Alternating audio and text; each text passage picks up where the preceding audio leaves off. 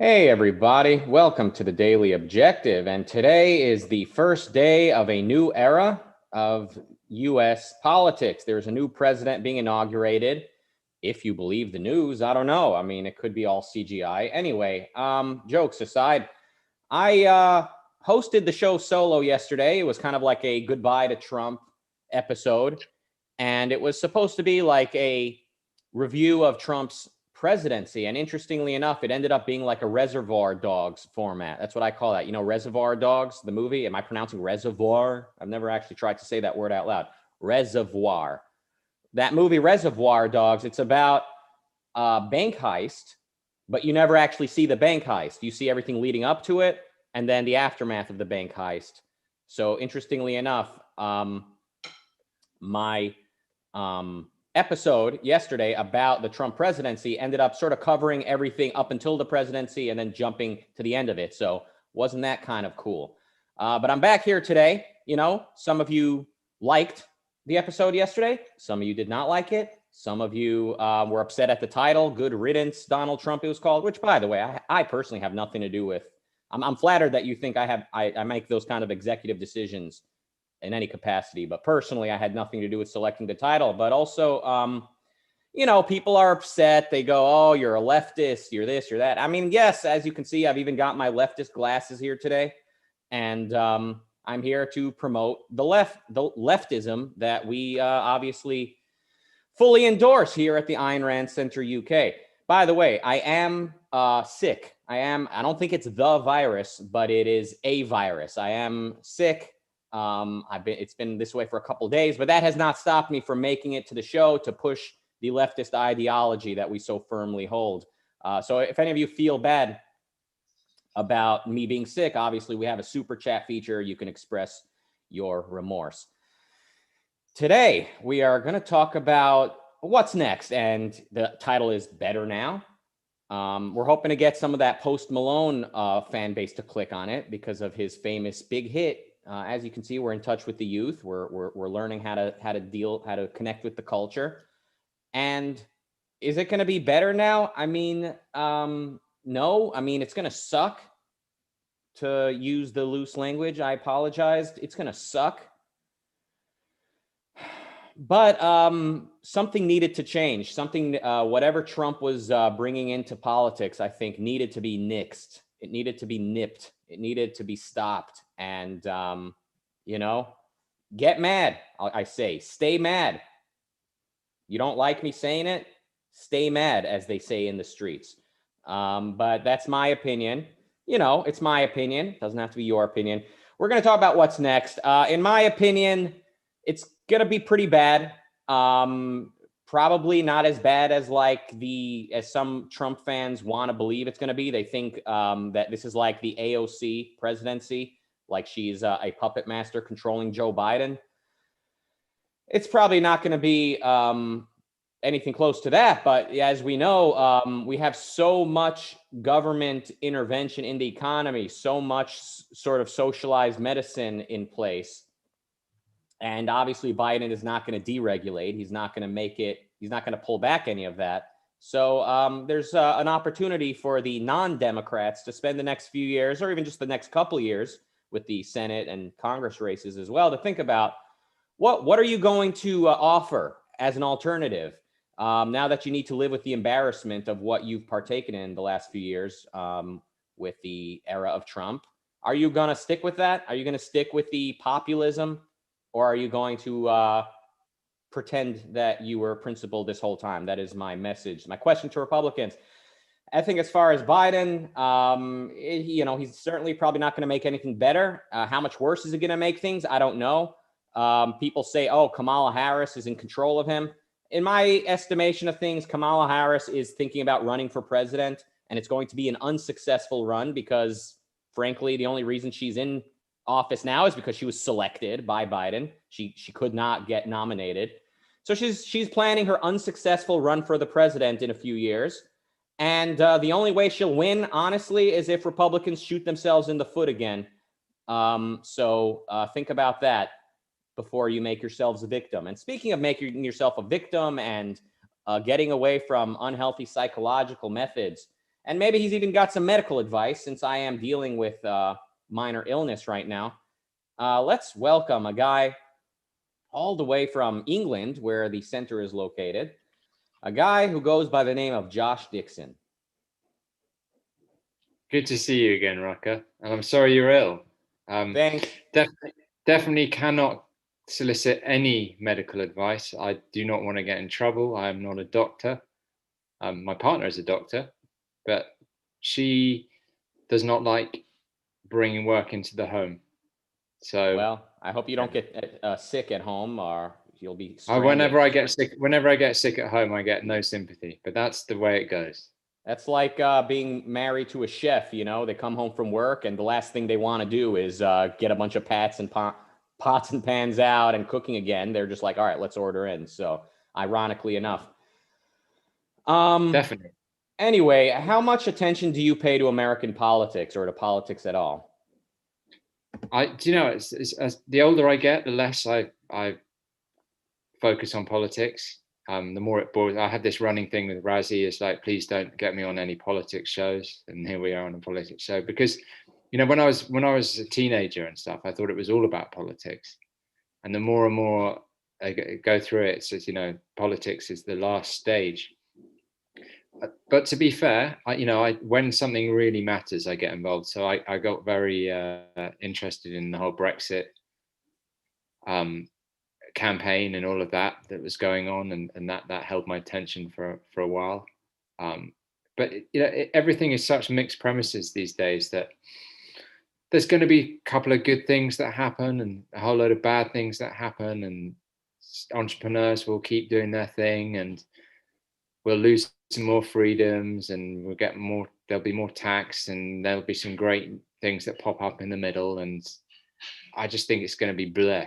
That's just that. There's nothing about this that excites me, but it doesn't terrify me. But I'm not American either, so I don't have that. I don't understand the nuances of American politics in quite the same way. Well, we're sort of figuring it out ourselves. America is a very interesting and unique place. So basically, we're all pragmatists now. And arguably, Americans have been pragmatists for a very long time in politics, and just that's sort of the American philosophy.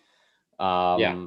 And in politics, there was a remnant of sort of a philosophical take of things. You used to see this with maybe the speeches of people like Ronald Reagan. I mean, whether or not he lived up to it in his practice, at least his words paid lip service to that type of thing. And people like George Bush Jr. I don't remember the older one. I was very young, but and even Obama. I mean, just generally having a president who speaks in terms of principles has been sort of a part of the American way. And we sort of pride ourselves, I think, in being the land of ideas. Of course, I wish we were more consistent with it. I wish we would fully understand that geography has nothing to do with America.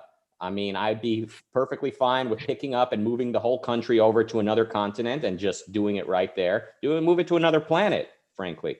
But yeah, there is this ongoing sort of tradition, I guess, of American presidents and politicians speaking in terms of principles. We are the land of ideas.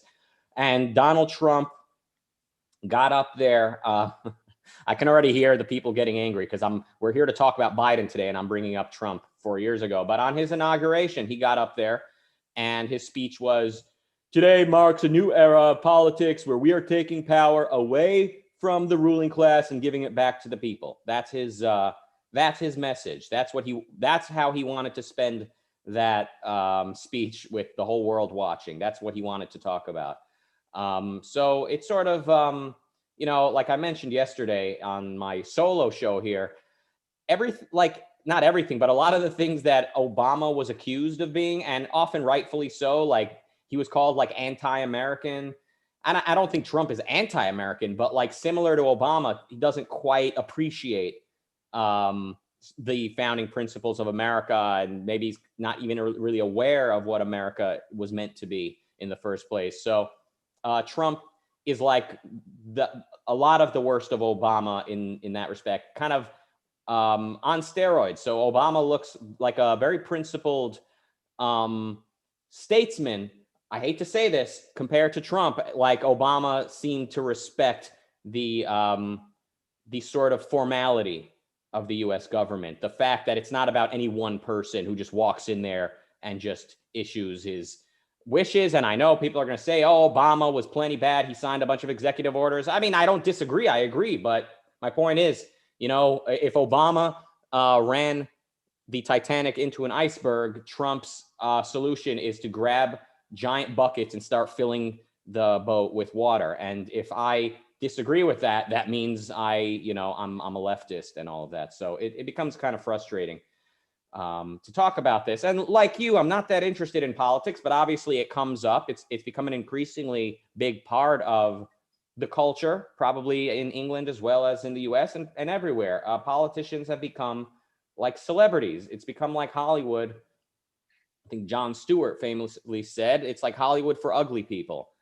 That is politics. And it's like it's inescapable. And, you know, as a social commentator, I can't get away from Trump. You know, as an entertainer, as a sort of a comic, I can't get away from Trump and now Biden. I can't get away from politics. It's such a big part of the culture we live in. So it's very difficult to get away from. And obviously, when we're hosting a show here, we need to talk about kind of what we're assigned. We need to be relevant to what people are thinking about and what they're interested in. So we need to talk politics. Yeah. Christopher Yeah. in the chat said, sorry, he says Hollywood is for people with no talent. I mean, you know, I think one of our co-hosts here on the show might disagree with that generalization, but if you think acting in big movies is very easy, you should show us how easy it is and go ahead and do it. I heard it pays pretty well. But go ahead, Josh. Sorry. Yeah, I was just going to say, like, what about the talent of directors and producers and all those kind of people as well? Who there's geniuses in there, no question. You know, and I think it's quite clear that film is probably the highest form of art. Hardest form of art, sorry, not the highest form of art, because you are putting together so many different things into one concrete whole, and therefore, I wouldn't sneer at Hollywood like that personally. That's my take. And now he followed up by saying politics is Hollywood with no talent. I don't know if he's correcting. Yeah, he says it's a misunderstanding. So that's what I thought he meant at first. Politics is Hollywood with no talent. Yeah, that's a pretty fair way to say it, I suppose. But I mean, they have a talent. Now, I hate to just be disagreeable here, but that seems to be who I am. Maybe the psychologist can help me with this. But well, I hate to say this, but like what part of in the theme of politics becoming such an essential part of the culture, like a lot of the most bright, ambitious young people have moved to Washington, D.C. in the last few decades. That is one of the most lucrative career opportunities, to move to D.C. or to maybe start with local politics and eventually move to D.C. and to just get involved with politics. It absolutely is creepy and insane. But that is what we get with a lobby system. That is what we get with a government whose job it is to kind of not fix things, but to please certain constituents. And they pride themselves in how much money they spend on an issue rather than solving an issue. It's like the opposite of the business world. Can I ask you a question? Do any of your friends that you grew up with or went to school with, etc., any of them go into politics? Yeah, I mean, I grew up in sort of multiple places. I moved around quite a bit, but of all the people I've known in the past, well, actually, well, not exactly. One guy that I was friends with in my mid-20s is like, I think, involved in some conservative think tank in DC. So I definitely got a big, serious glimpse into the mindset and sort of the culture around that type of thing. I definitely have known. I've been to like events where like sort of politically minded people congregate, and the lack of principles is definitely startling. And this is, you know, my exposure to the world of politics was a good 5, 6, 7, 8 years ago. I mean, I can't even imagine how much worse it's gotten in the era of Trump. So like Republicans of 10 years ago are laughed at today. Like they're way too principled compared to the Trumpian Republicans. So I've gotten a little bit of a glimpse into that whole world, but not too many of my people from my personal circles went into politics that I can think of from growing up. How about you? No, not at all. No one. It's just not something that I ever hear anyone thinking, "Hey, that's a cool thing. I really want to go into that." I It knew was some much people. more. I mean, I knew some people who said I wasn't maybe close friends with any of them, but I've known people who said they're going to go into politics, and maybe they have.